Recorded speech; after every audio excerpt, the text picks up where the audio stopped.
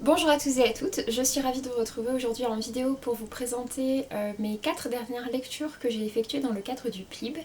Si vous ne connaissez pas le PLIB, il s'agit du prix des littératures de l'imaginaire Booksfair. C'est un prix littéraire qui existe depuis 2018 je crois. Chaque année, donc, du coup, il récompense un roman, soit un premier tome, soit un tome unique, francophone et qui est sorti voilà, durant l'année précédente du coup.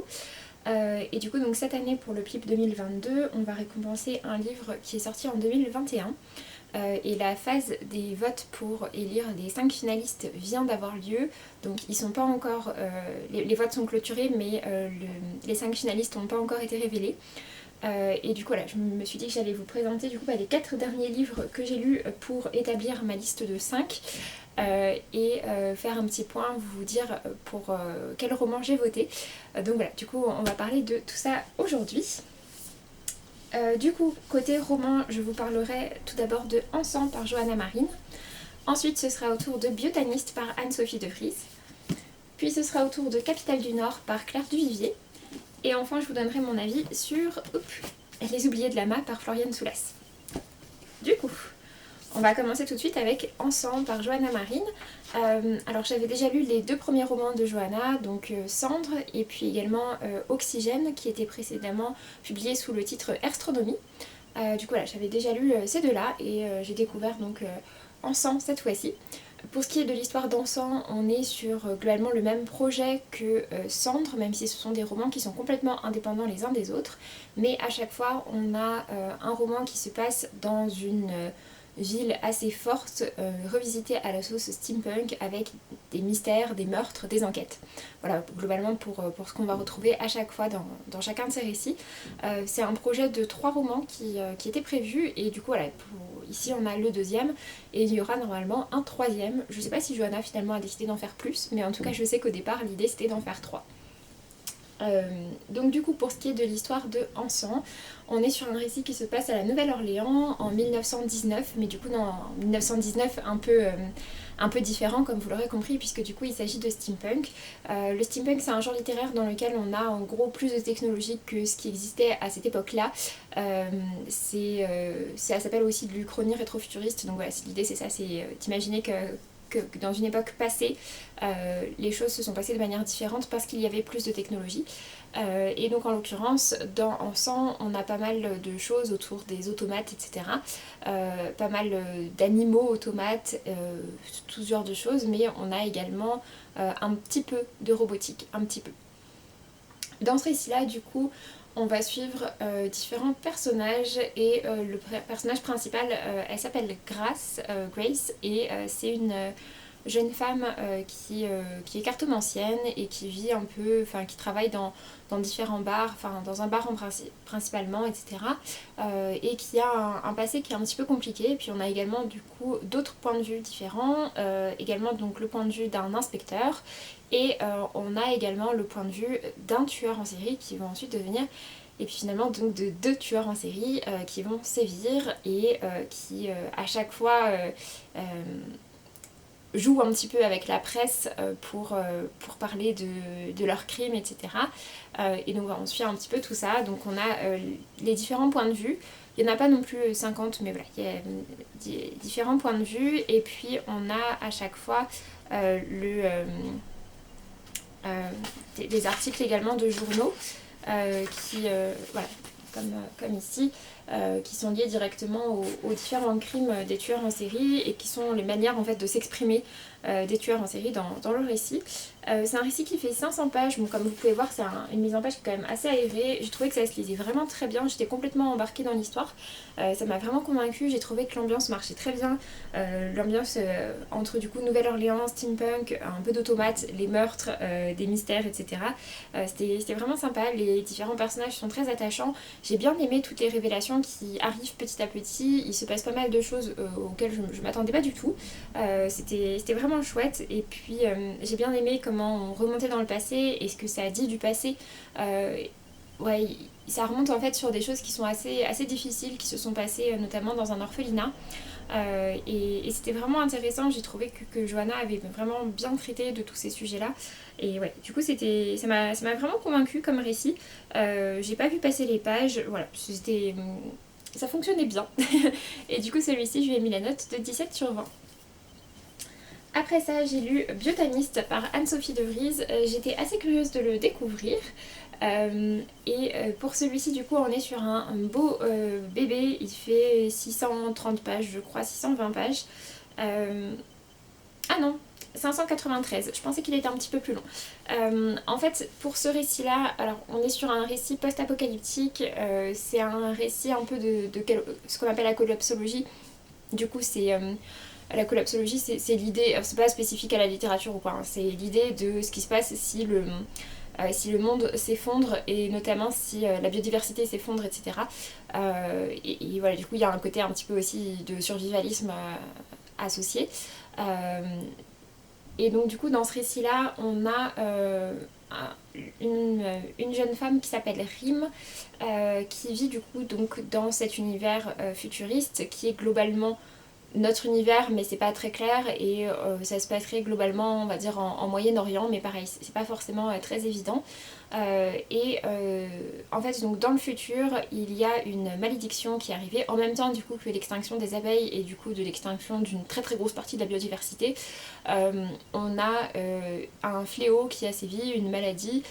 C'est une maladie qui touche les personnes et fait mourir une très très grande partie des personnes. Il n'y a que quelques femmes qui sont immunisées. En fait, quelques femmes qui sont touchées avant leur 16 ans qui vont être immunisées. Et qui vont survivre parce que sinon d'habitude vraiment voilà, tout le monde meurt et du coup ces femmes là ont acquis en gros du pouvoir, ce sont elles vraiment qui dominent la société. On est du coup dans une société matriarcale très sévère et ces femmes sont regroupées en convents qui les abritent. Elles sont un peu traitées comme étant, enfin on dit d'elles un peu que ce sont des sorcières. C'est un peu les seules personnes qui ont certains pouvoirs qui permettent voilà, aux plantes, etc. de quand même exister. Et du coup, c'est un peu elles qui maintiennent une grande partie de l'équilibre qui reste. Du coup, nous, on a Rim. Rim, du coup, bah, c'est ça, c'est une jeune fille qui a été atteinte quand elle était jeune par la maladie. Elle ne se souvient pas du tout de son passé, mais du coup, voilà, elle a atterri dans ce convent avec d'autres jeunes femmes dans lesquelles elle a fait son apprentissage pour devenir, bah, du coup, une de ces femmes. Après, elles ont différents rôles, etc. Là-dedans, on va suivre un petit peu son passé, enfin son enfance, son adolescence, avec différents personnages, des nouvelles jeunes femmes qui vont arriver au fur et à mesure des trouvailles et du fléau qui passe en gros. Et puis il y a le fait d'avoir survécu à ces événements, ça leur donne quand même un pouvoir qui est celui de pouvoir aller dans le passé. Sauf que globalement on peut quasiment rien ramener du passé, c'est extrêmement compliqué, mais par contre on peut en ramener des connaissances, et c'est grâce à ces connaissances qu'elles essayent un petit peu de s'en sortir, on va dire ça comme ça. C'est un récit qui était intéressant, je trouvais qu'il y avait plein de bonnes idées, j'aimais beaucoup l'idée de départ du récit. Malheureusement ça l'a pas trop fait avec moi, en fait c'est un récit dans lequel il y a énormément de points de vue différents. Pour le coup je suis incapable de vous dire combien de points de vue il y a, tout simplement parce que l'autrice l'explique elle-même dans l'interview qu'elle a fait pour le PLIB. D'ailleurs il y a des interviews pour chacun de ces récits là sur le compte Instagram du PLIB si ça vous intéresse, avec les différents auteurs. Et du coup Anne-Sophie de Vries en fait explique que elle, son idée c'est vraiment d'avoir comme si elle était une caméraman qui changeait de point de vue au fur et à mesure que c'est plus intéressant pour elle et pour son récit. Ce qui fait qu'en fait voilà, on a une action qui va commencer du point de vue d'un certain personnage, et puis ça va sauter à un autre point de vue parce que c'est plus intéressant, et puis à un autre point de vue, et puis à un autre point de vue, et ce juste en sautant une ligne, en sachant qu'on a également des ellipses, et parfois des ellipses qui sont assez longues et sans qu'on nous prévienne qu'il y a eu une ellipse. Donc voilà, tout ça ensemble, pour ma part, on a fait un récit qui m'a pas mal perdu et dans lequel j'avais du mal à m'y retrouver encore 100 pages avant la fin. Enfin voilà, même jusqu'à la fin, il y avait des choses où j'étais toujours en train de me dire mais c'est pas possible, est-ce que c'est moi qui suis qui est plus mon cerveau et qui fait que du coup je n'arrive pas à suivre. J'étais obligée de revenir très souvent en arrière parce que je me disais mais c'était pas ce personnage là, mais qu'est-ce qui s'est passé, ah il y a une ellipse, ok, donc enfin bref voilà, c'était du coup trop laborieux pour moi. Et du coup, même s'il y avait des bonnes idées, dans l'ensemble, ça l'a pas trop fait avec moi. J'ai également été assez déçue par certaines choses. Comme je vous ai dit, on est dans une société qui est très matriarcale. Et du coup, c'est un récit dans lequel il y a énormément de femmes. Il y a quelques relations entre femmes, mais il y en a finalement assez peu. Euh, et, euh, et puis... euh, et je trouve qu'il y en a une qui était intéressante et en fait on nous l'explique complètement autrement et c'est très difficile de vous parler de ça sans vous spoiler. Mais en gros on a un personnage qui s'appelle Alex et j'ai eu du mal avec le traitement de ce personnage là. Euh, ouais, j'ai eu du mal à partir avec le traitement de ce personnage là. On a l'impression qu'il y a vraiment un avant et après une certaine chose et ouais j'ai pas trop aimé, j'ai trouvé ça dommage que ce soit traité comme ça et j'aurais aimé que ça permette d'aborder plus de thématiques, de thématiques LGBT au sens large en fait. Et en fait non, tout ça c'est un peu balayé par les explications et je trouve ça un peu dommage. Voilà, ça m'a un peu déçue de ce côté-là parce que du coup je trouve que c'est un traitement qui est un peu facile, ce qui en est fait. Donc voilà, un petit peu déçue de ce côté-là. Et ouais, c'est un peu comme. J'avais l'impression que c'était des bonnes occasions pour faire des réflexions sur certaines choses autour de la sexualité, etc. Et en fait, non. En fait, non, pas du tout. Donc, un petit peu déçue de ce côté-là. C'est un récit, comme je disais, que j'ai trouvé assez long, assez laborieux.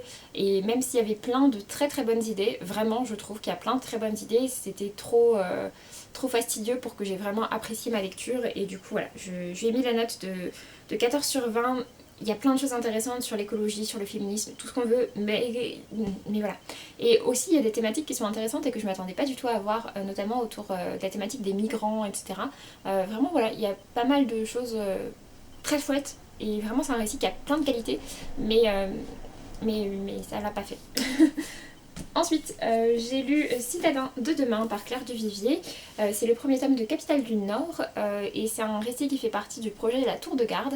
Le projet La Tour de Garde, c'est un projet du coup de fantasy aux éditions des Forges de Vulcain et il s'agit en fait de deux trilogies de fantasy qui vont se regrouper.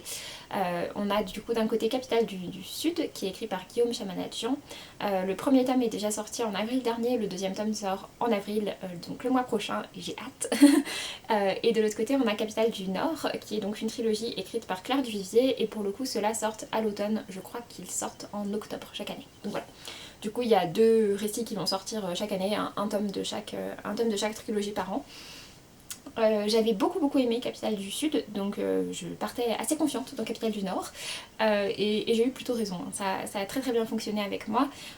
Du coup dans ce récit-là, on est vraiment dans deux parties de l'univers, pour l'instant il n'y a pas grand chose qui les relie, quelques personnages qui vont faire le voyage de l'un vers l'autre, mais voilà c'est assez léger de ce côté-là pour l'instant. Et puis donc il y a un lien qui est la tour de garde. La tour de garde c'est une sorte d'équivalent des échecs mais avec énormément de possibilités de pièces différentes. Et du coup, toutes les parties se font pas forcément avec toutes les pièces, etc. Mais voilà, en gros, globalement, c'est quelque chose entre les échecs et les dames.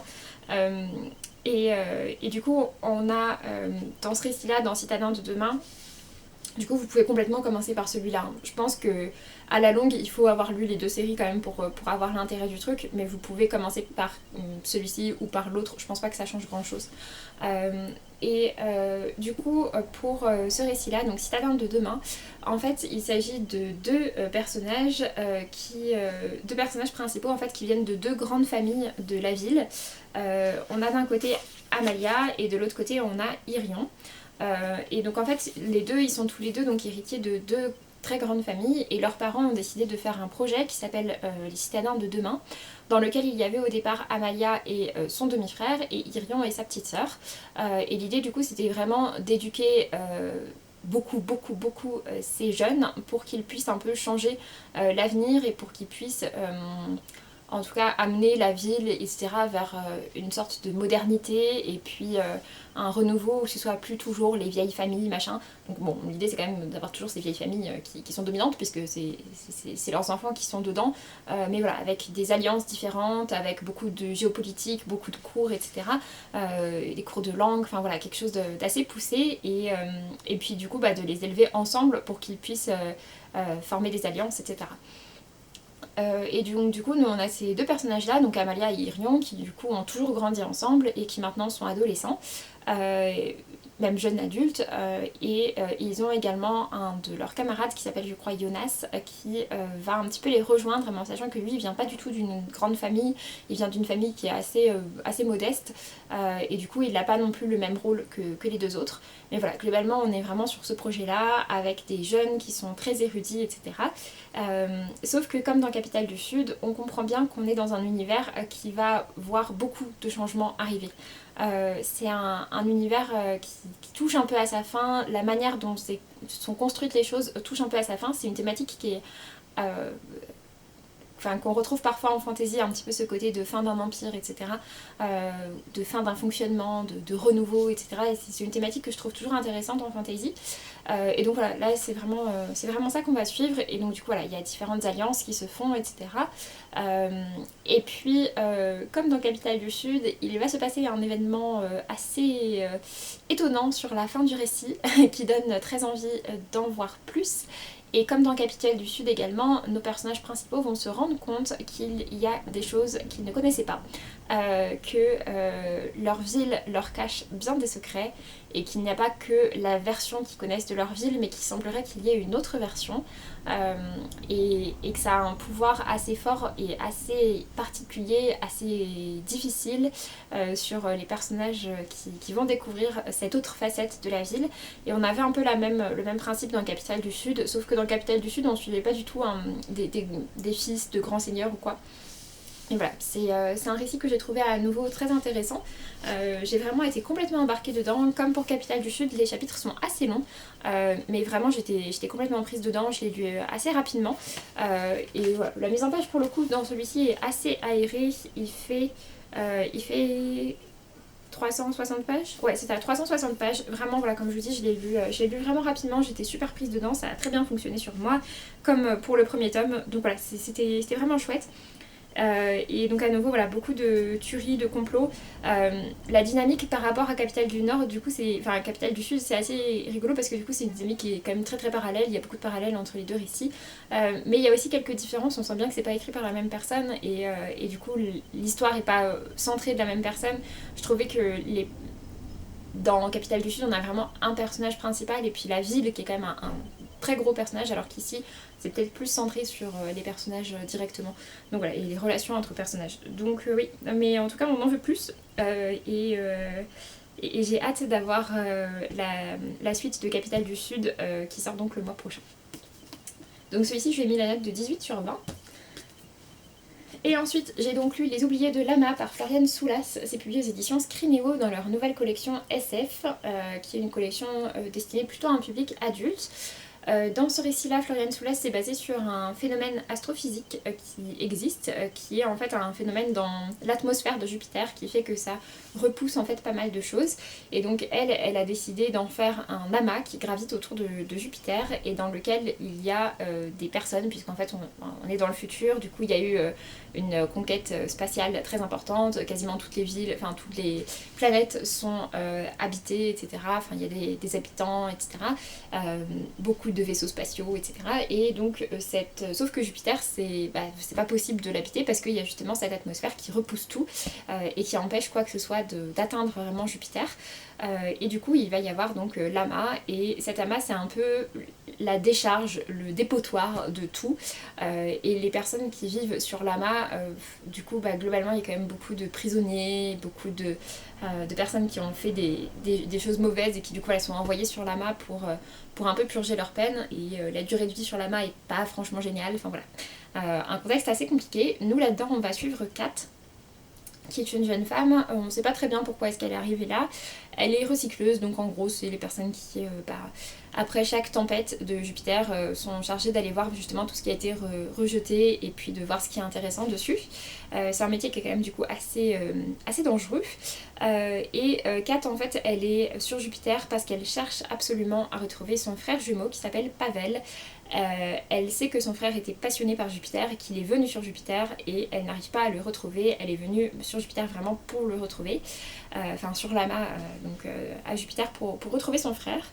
C'est un récit dans lequel on a du coup pas mal de conquêtes spatiales et dans lequel il va se passer plein de choses parce qu'on est sur un gros bébé ici aussi. Celui-ci il fait 630 pages. J'ai trouvé que c'était un peu long quand même, je dois dire, même s'il y a plein de choses intéressantes. J'ai trouvé que c'était un peu long. Les personnages sont franchement attachants. J'ai vraiment bien aimé Kat et j'ai beaucoup aimé aussi le personnage de Jasp qui est un des personnages principaux, un personnage qu'elle va croiser assez rapidement, qui est une femme assez originale.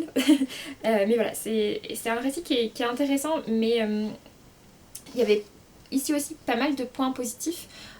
Et j'ai plutôt passé un bon moment avec, même si j'ai trouvé que c'était peut-être un petit peu long. Je sais pas si c'est tellement des... Peut-être qu'il y aurait eu des coupes à faire, ou peut-être que c'était plus une question de... Peut-être que ça aurait mérité d'être en 2 récits différents.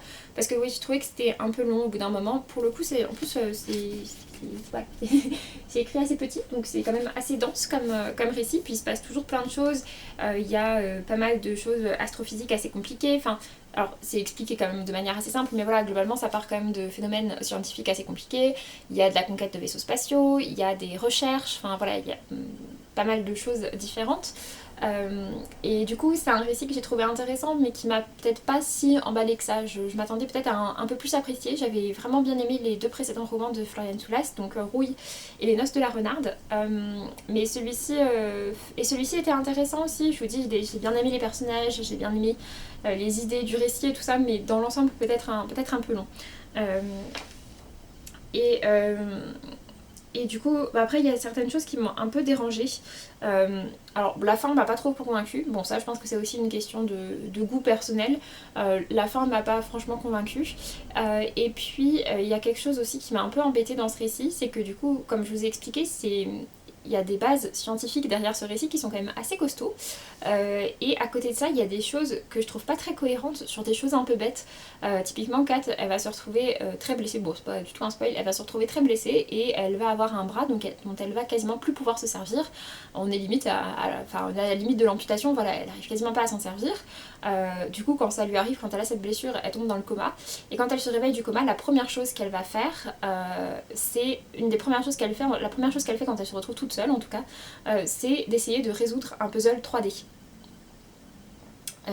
Genre vous savez un casse-tête 3D et je trouve ça quand même pas très très cohérent pour quelqu'un qui n'arrive plus du tout à se servir de son bras. Et en fait ça lui arrive je sais pas, peut-être au moins 200 pages avant la fin, et pendant 200 pages on a l'impression qu'il y a plein de moments où elle peut faire tout ce qu'elle veut, y compris les puzzles 3D, et à côté de ça il y a d'autres moments où quand même on a un rappel que bah non mais en fait ça galère parce qu'elle n'a qu'un seul bras, enfin qu'un seul bras dont elle arrive à se servir. Et du coup ouais, je trouvais ça un peu bizarre et pas très cohérent de ce côté là, comme si ça avait été un petit peu rajouté et puis après du coup par petits éléments.